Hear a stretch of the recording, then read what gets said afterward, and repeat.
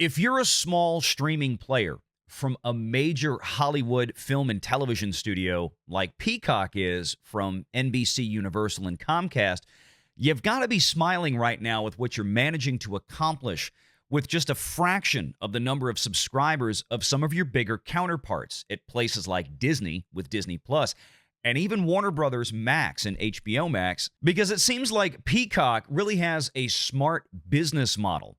Not to mention some of the recent news that we talked about previously and their new deal with Netflix that begins in 2027. I think Brian Roberts really has a great grasp on how to handle streaming in this day and age and not become another mess like Disney Plus. Let's talk about it.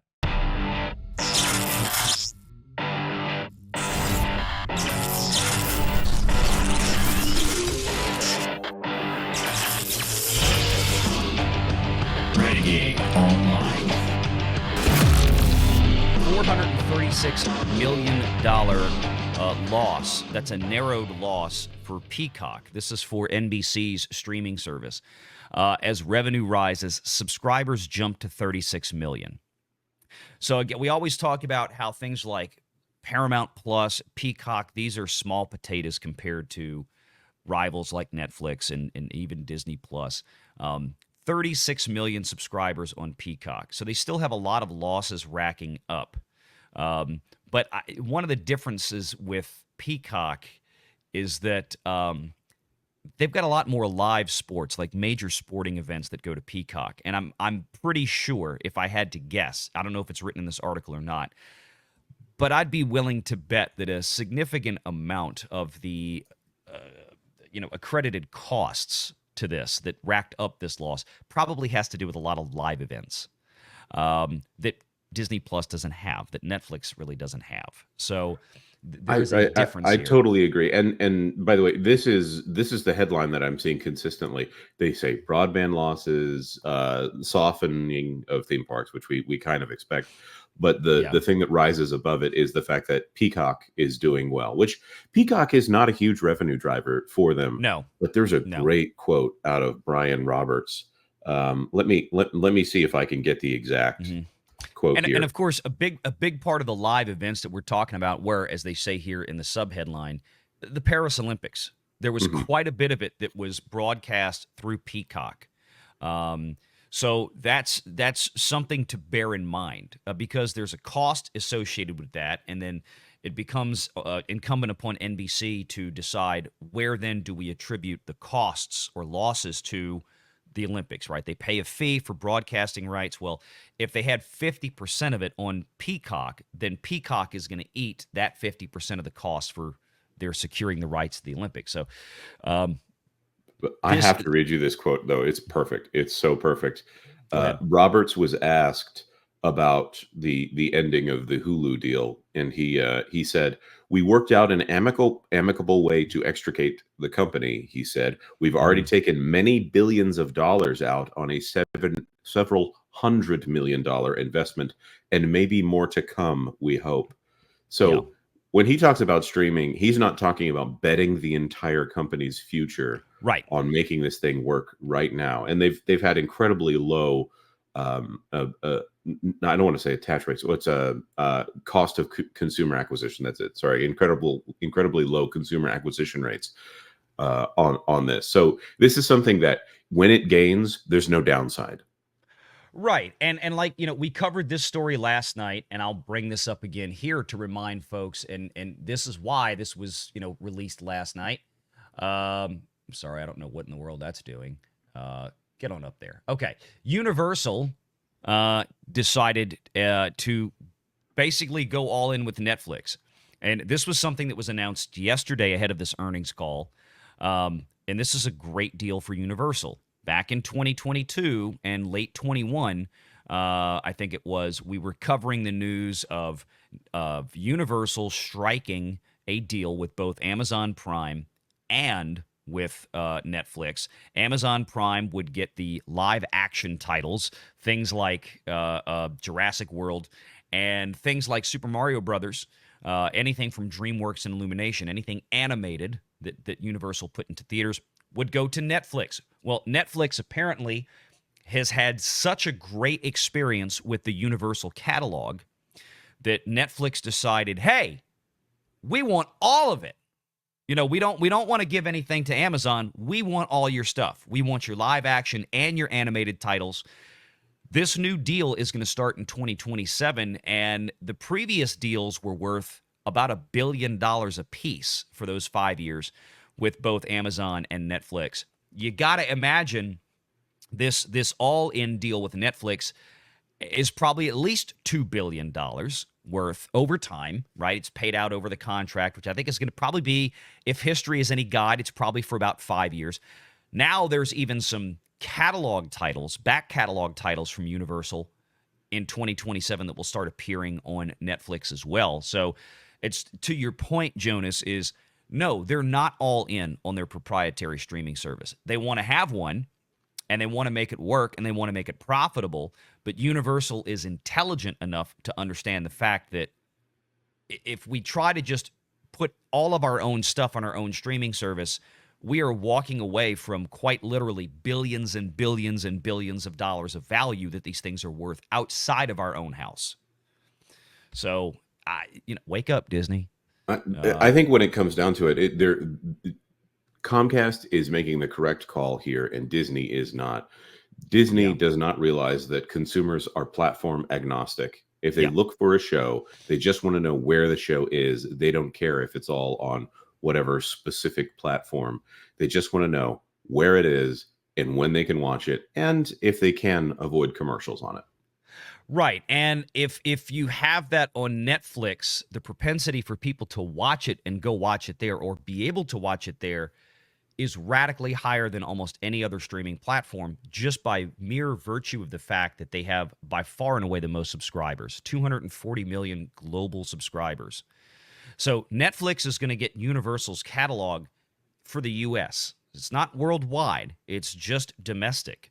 So Universal, of course, is still making tons of money licensing out their content to streamers around the planet outside of the U.S., on top of the probably $2 billion that Netflix is going to fork over. And again, if you're Disney and you've got Disney Plus in every country on earth, which pretty much they do, or every major market that you would possibly want, and you're not getting anything for it. Right. Anywhere. Well, I mean, we just finished watching Agatha last night, and wow. I'm sorry. I'm very sorry. I will say the last episode was the best episode, but it was the only one that was written as if they wanted to give answers. They were dumb answers when it came down to it. But the best episode of that show is still, well, I don't even need to go into it. But if that show had to, this is the other thing. When you're selling the show to another platform, or you're selling a movie to another platform, there's a quality that has to be there. There's a marketability that has to be there in order to do that.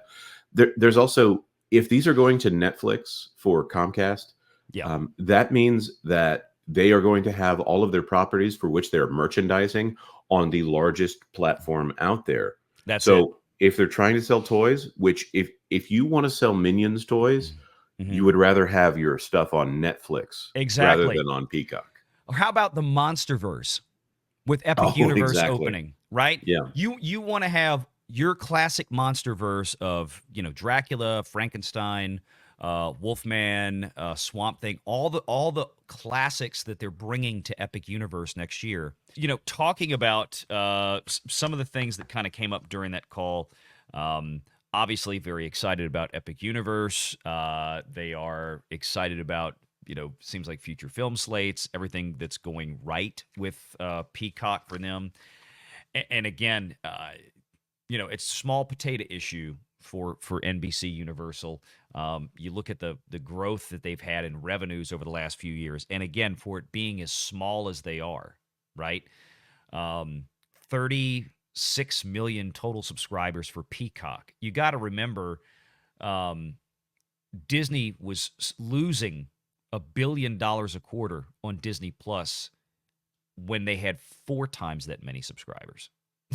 So that, as a comparison there, just think about that for a second.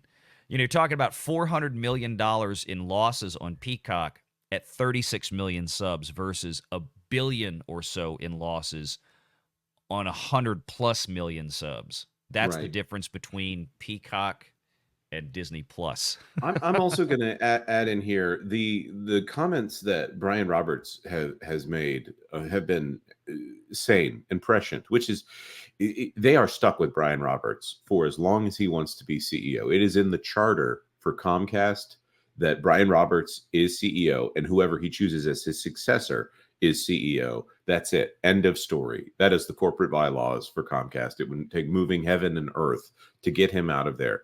And so Yeah. they're very lucky that he has restraint and that he knows what he's doing. So he talks about Peacock, and someone said, well, has Peacock been profitable for you as this thing, and blah, blah, blah. And you can tell they're coming from a Disney framing here, that Disney Plus is, quote unquote, the future of the company. Whereas with Comcast, it all flows in and out in that same way that if they are getting $50 million towards the production of a film, they're not necessarily going to tie that to Peacock. They're probably going to say that's their revenue from the film division. And I noticed they're making billions of dollars in the television division, and what was it? Was it $3 billion in the film division? The slide was there before. They make a lot more money in their television division than they do in their film division, but the film division still very strong. So to me, they have a healthy perspective on Peacock. They're letting it grow. They are not trying to murder their business model in order to make it happen. Like right now, it has to happen right now. Right. They took a very, very cautious approach to it. They looked at it as an add-on and not a huge driver, right? They did it because they felt like, and you know, we've got broadcast television, we've got live sports, we have a lot of things already that is in the house that we can lever over to there. We don't have to make, like, there are not, to my knowledge, I don't think that NBC Universal is making 3, 4, 5, 6 $200 million Peacock exclusive shows every year. They have not gone down that road to my best knowledge. I haven't seen anything. I'm not aware of any. I'm sure they have some exclusive content for it, but they're not making these giant, ridiculous things that's exclusive to Peacock.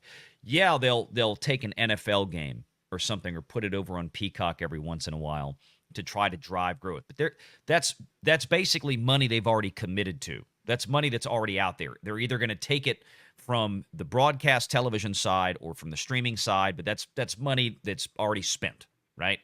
And I think that's kind of where a lot of these other streamers have gotten clever with things. Netflix obviously spends a ton of money making original proprietary content because that's all Netflix does.